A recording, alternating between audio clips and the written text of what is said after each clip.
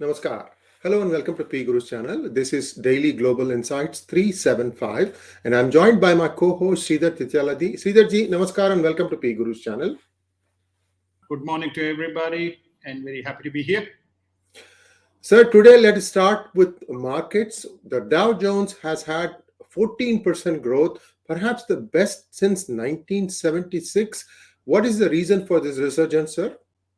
The reason for the resurgence are two things. One is the early earning results showed very positive buoyancy, especially from the banking sector, the industrial sector, as well as from the booming profits that you are seeing in the energy sector. So that's the first data point. The second data point is that the GDP for the Q3 showed a surprising uptick. On an annualized basis, it showed a 2.6% growth. Remember that we have had first two quarters of the calendar year, we have had contraction. So this is the third quarter numbers that we are alluding to. So this is the reason why that there is some kind of cautious optimism, and the Dow went up, but of course S&P and NASDAQ continued to see some heavy hits, especially the tech sector took a big hit, which resulted in NASDAQ coming down, notably the Meta platform and Amazon. And sir, 3-0, that was like a huge hit. What's the reason for such a bad show for Facebook, sir? The reason for the bad is the diminishing ad revenue, and the numbers is obviously you have seen that the Google took a hit based on the ad revenues. To some extent, even Amazon took a hit, both on the retail sales. And so therefore, the corporates have started to pull back the expenses. So where do you have the first expenses as a result of potential headwinds is on the expenses side, so that they can give better return. Tighten their belts. Exactly. Tighten their belts, yeah. Now, here's the interesting conundrum for the Fed. They are meeting today and tomorrow, and with an expected 0.75% raise. Do you think they'll still stick to that number, or they might tone it down? My bet is that if they tone it down to 50 basis points, they may do a hike post-elections, post-November 8th elections, because those numbers are coming up this week. Now, why do I say that? There has been some subtle pressure put by our friends in the DC circuit to kind of taper down and not to be so aggressive due to the inflationary situation. So, but the Fed may say, look, I got to do this, and if I don't do this, then this may get ahead of me, and then we can have disastrous consequences. But my bet is that they may stick to the 75 basis points and move forward. And viewers, will come to India's growth story for the next year, and that looks very rosy. But first, let's take a look at what is happening in China. China's foreign minister reaches out to Antony Blinken, and it appears that they are trying to open the diplomatic channels again. 𝙒𝙧𝙤𝙪ji, what exactly is going through in Xi Jinping's mind? Clearly, he cannot afford a conflict, even though we did a very detailed analysis yesterday of what are the places that he's looking at, because China, unlike Russia, and you've done a comparative analysis, the pain of war, Russia can take it because it's a net exporter, China cannot. So we talked about this. So what do you think is going on in Emperor Xi's mind? Emperor Xi has let loose his fox diplomacy warrior loose. So the conversation was not very polite. The conversation was firm, which is effectively to say, we have to keep the communications line open. We cannot be confrontational. You need to recognize what the aspirations of China is. You have punished China with your export controls and restrictions.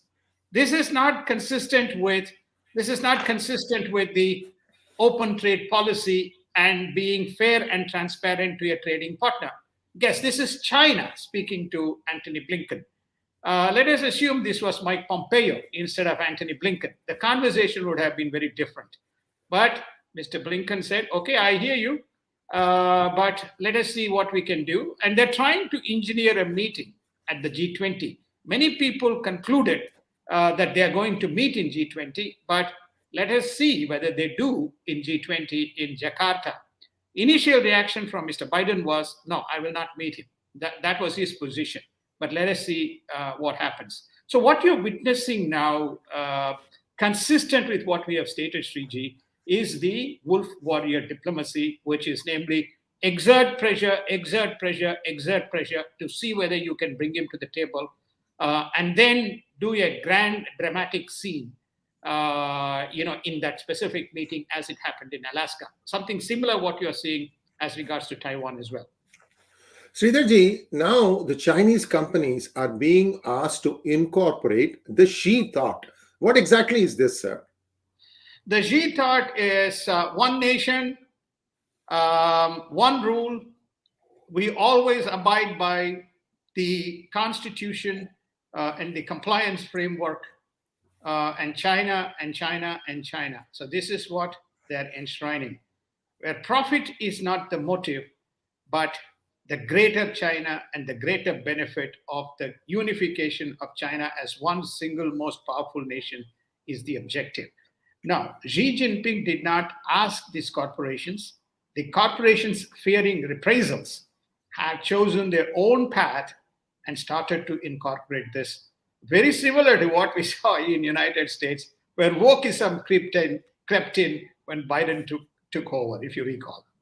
Absolutely, and we are still suffering from that. We saw how Twitter has been reorganizing. In fact, I must say that I should claim credit here.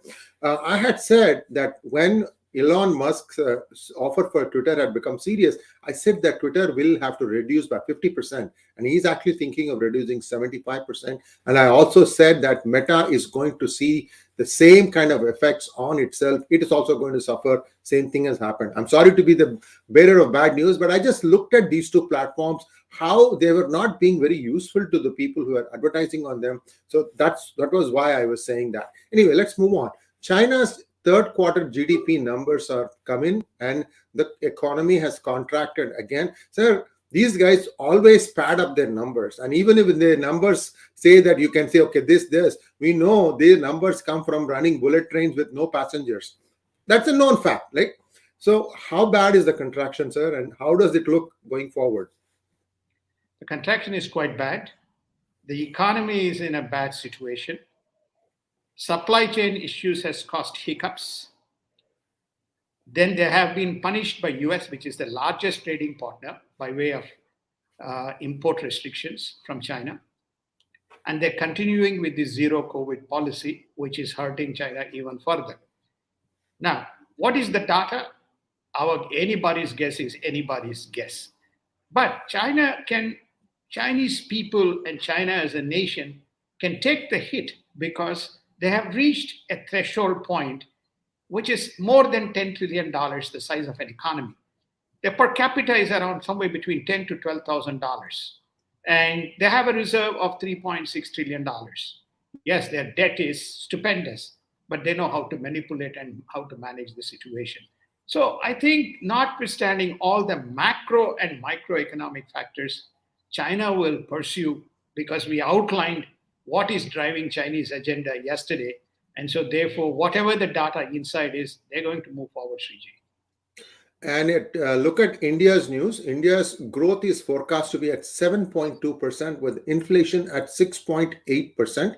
And India's exports are expected to hit between $470 to $480 billion, and the trade deficit to 15 billion on rising imports. Is it 15 billion or is it the number correct, sir? 150 billion, my apologies. It's 150 billion. That's what I thought. Okay. Yeah. Okay. So lowest it came was in FY22, about 60 billion. But now with rising energy costs, it has gone to 150 billion. Sorry for the interruption, Sriji. Please. No worries. And India's reserves now stand at 524 billion. The bigger question is India continuing to import from Russia at the same discounted price of $35 off per barrel, or has that tap been stopped? India continues to import oil from Russia. It is at a 35% discount. I don't know whether it is at $35 a barrel. It's around 35% discount. So if you take $85 a barrel, somewhere around that $50, $45 a barrel is where they are importing from Russia. Okay, there are also some friendly nations which are, if you recall, they went in by the External Affairs Minister, Energy Minister. They went all around the world, including Caribbean, to source. So they're managing that. But the fact is that it has risen, because in the early years the average was around $25 to $30. Now even at discounted, you are around $50. Now, so, Sridharji, India has an achieved export target of about 2 trillion, and this something that they are wanting to achieve by talking to Gulf Cooperation Council and other places. The bigger challenge I see for India, sir, is that they need to reduce this import number, which is $150 billion, because in 3 months this 524 will be wiped out.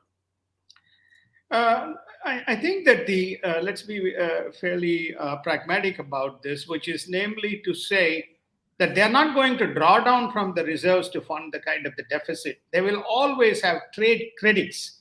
They will roll the trade credits over and manage the balance sheet fairly effectively.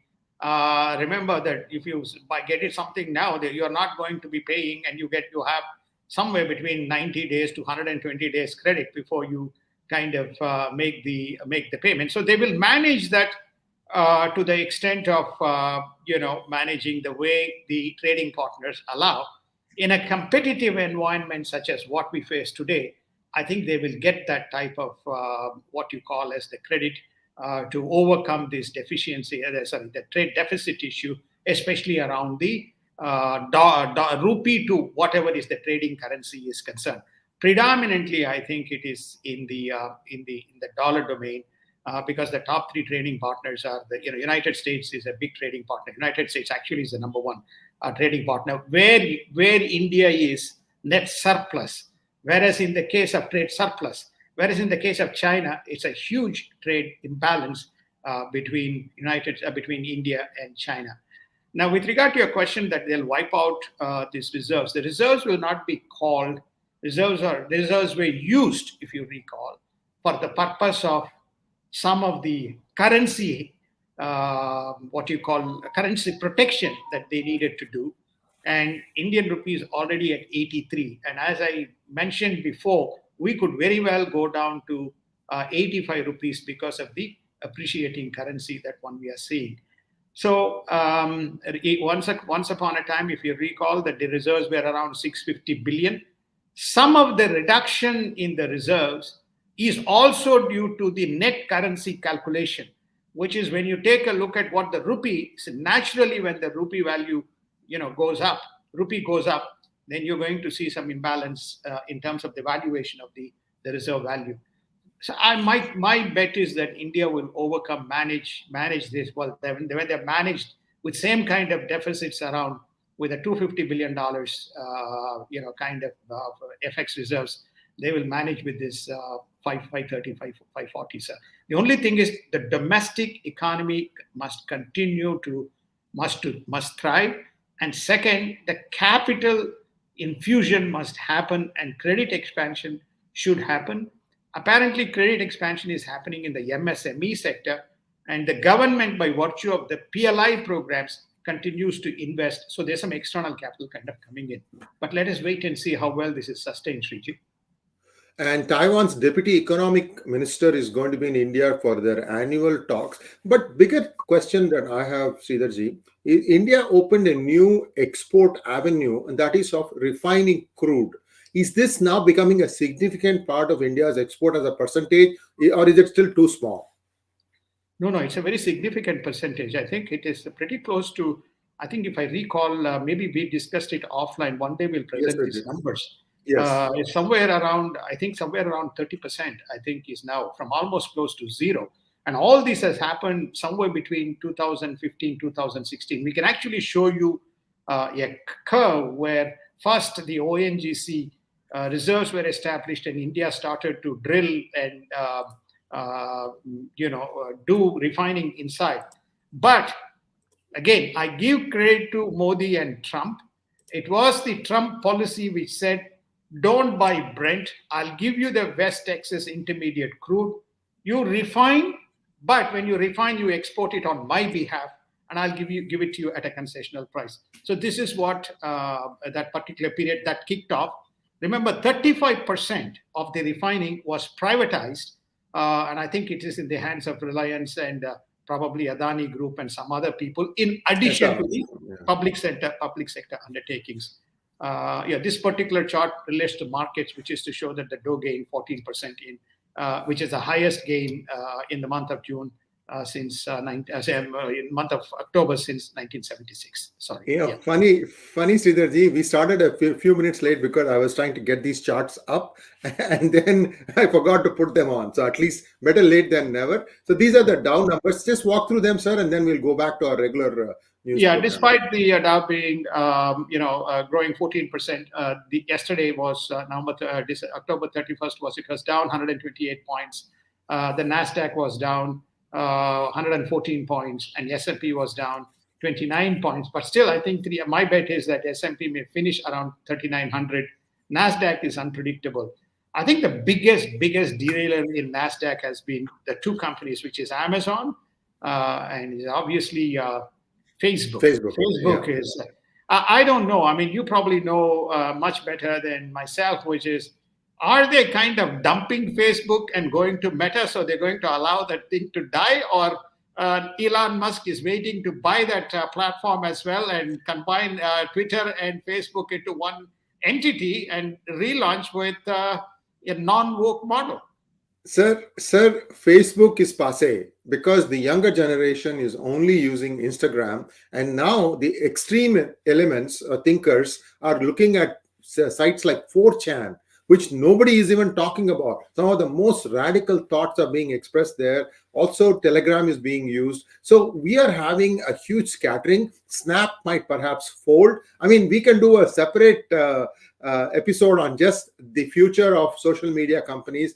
But I'm more interested in the other one, that is that India's export story of importing crude and turning around and exporting refined oil. Because see, we are not all gloom and doom. We want to show there are some bright spots in India's growth story. Pharma is another bright spot. So let us have that talk, sir, where we talk about the rise of India's crude exports. Now let's move on to the next topic. Sridharji, I just wanted to ask you, in EU, now EU is asking for similar access to US market as Canada and Mexico. This is basically the NAFTA, right?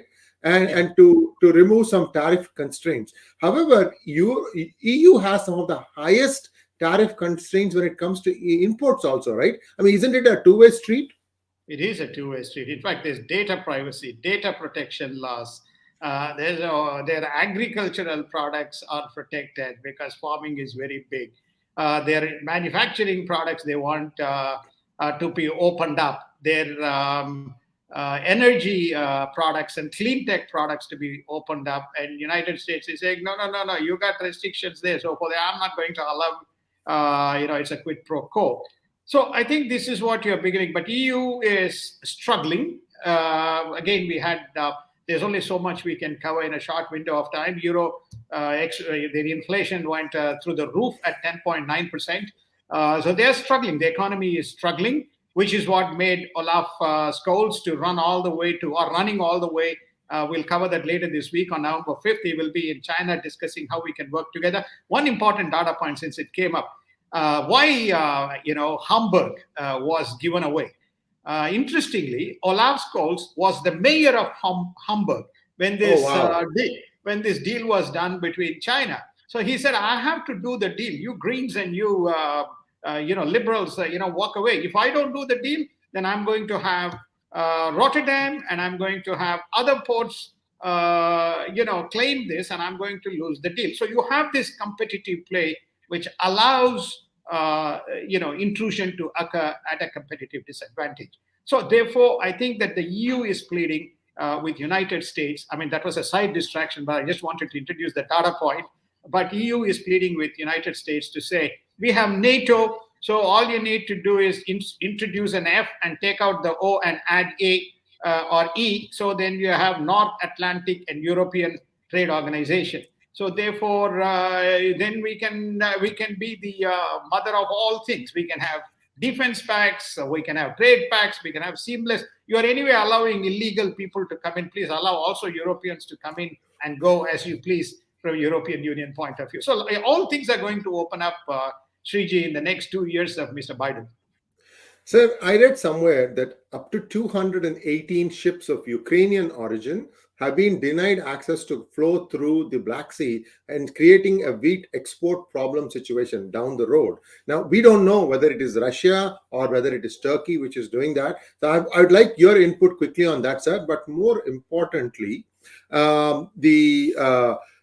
Russia is continuing to strike Ukraine with missiles, and now some of them are beginning to land in Moldova, the neighboring country. We're going to put up the chart for that one, sir. Let's first talk about that, and then we'll talk about the other thing, which is Ukrainians' wheat exports. So what happens is, I don't know where the Russian rockets, they're probably coming from the Crimean Peninsula, okay, attacking those areas. Remember, in Moldova, there is a border area which is troublesome, which is, anti kind of Russian, Transnistria.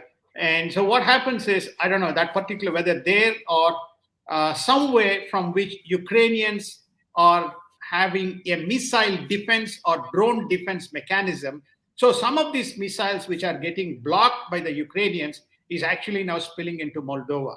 So why we have put up this and why making this point is, this could very well spill, because if Belarus becomes a launch pad, it could also go into Poland.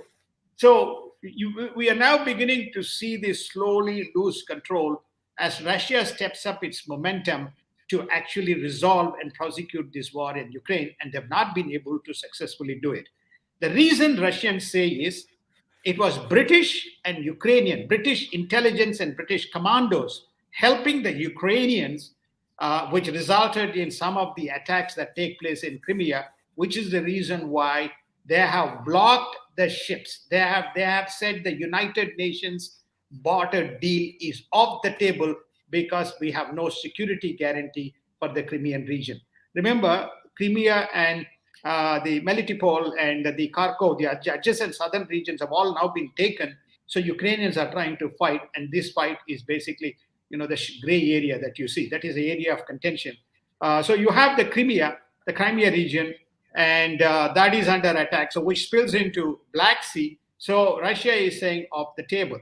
Why you said 119 ships are getting delayed? The 119 ships are getting delayed because you got to have a 4-party assessment coordination mechanism to allow the ships through. Who are the 4 parties? United Nations, Turkey, Ukraine, and Russia. So if Russia says no, then there has to be a mechanism to enforce. And who is the enforcer of this? Turkey. Turkey is considered the arbiter of the ships going through the Black Sea. So they're saying, Russia, bad luck. We are going to allow some of the Ukrainian ships to go through. In anticipation, there are going to be delays. Now the wheat prices have started to grow, and we will show those numbers in the Sunday show of the market update. So this is why the ships are stranded, because unless they are vetted and granted permission by this 3-member group, they will not pass it. They will not pass through.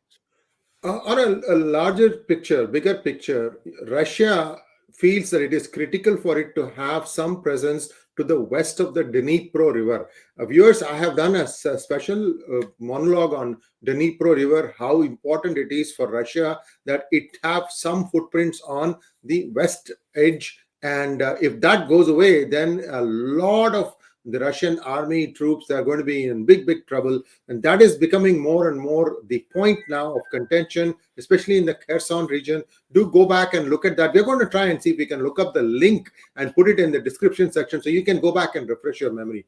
Dnipro River, very important. Next one is to look at the US news. viewers, we are coming 1 week within the elections now. So we will have some election coverage from tomorrow in more details as things come down to the last line, to the finish line. Now, President Biden is proposing a windfall energy tax to try and show that he is taxing the energy companies. Now, that is one side. The diesel is having its own problem. First of all, there is shortage, and then even the supplies are not able to go through for various reasons. Sridharji, please touch on this. Why is this artificial problem being fostered on America? Why are they doing this self-goal?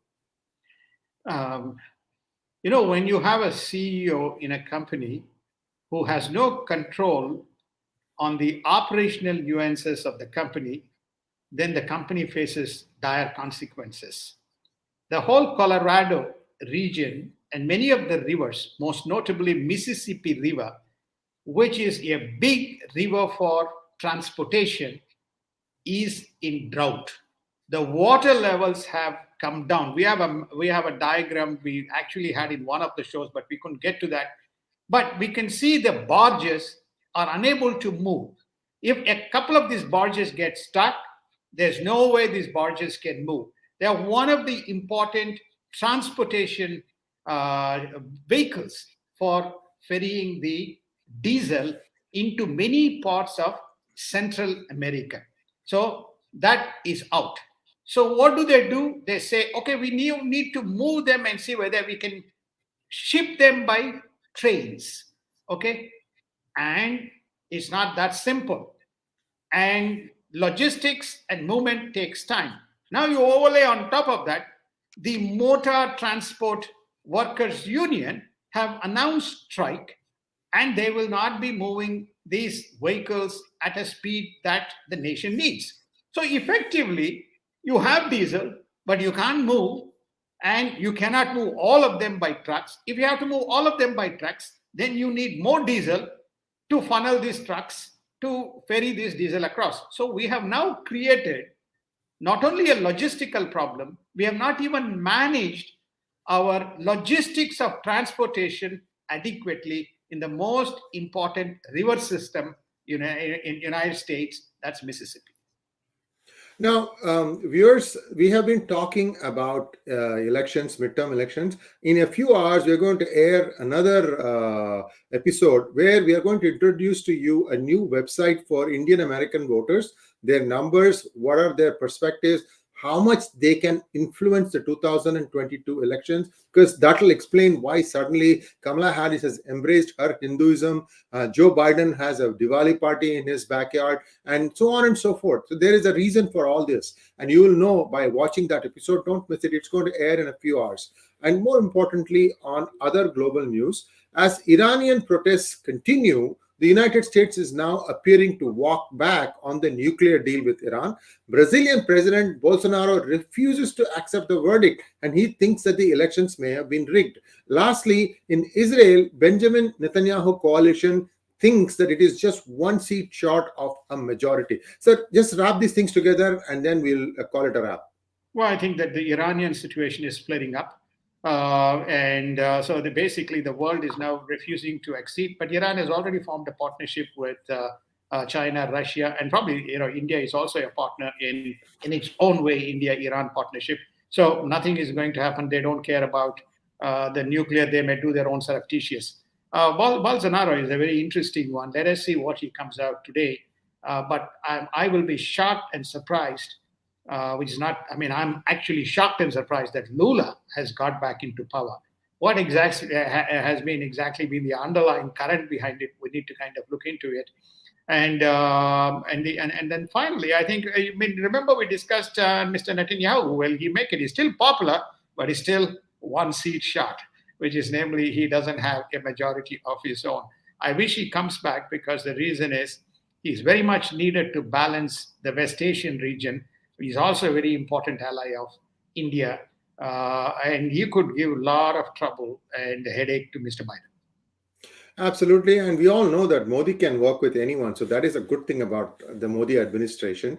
And Sridharji, as always, a pleasure having you on our program. Today's episode ran a little long because we are catching up with 2 or 3 days of news. Tomorrow again will be updated. It will be a short and sweet one. Thank you very much, sir. Namaskar. Namaskar. Thank you so much. Have a wonderful day.